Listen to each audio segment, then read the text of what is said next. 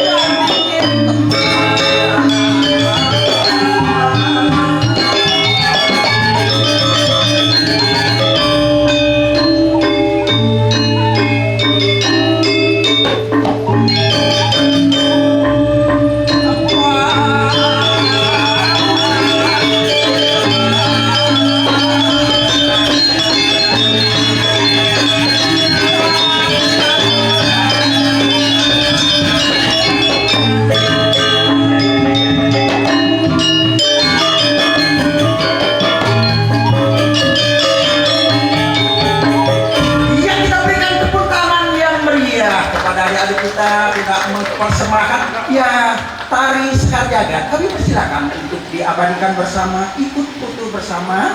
Ya, kami mohon pada fotografer untuk diabadikan sebagai kenangan manis bahwa pada hari ini yaitu ya 1 2 3 ya. Indah Ya boleh bebas. 1 2 3 masuk. Oke. Ya baik ya para penari dan masyarakat alian Mas yang ada balik ya kami ucapkan terima kasih sudah memeriahkan acara ini dari ya sukses bisa ini dengan kita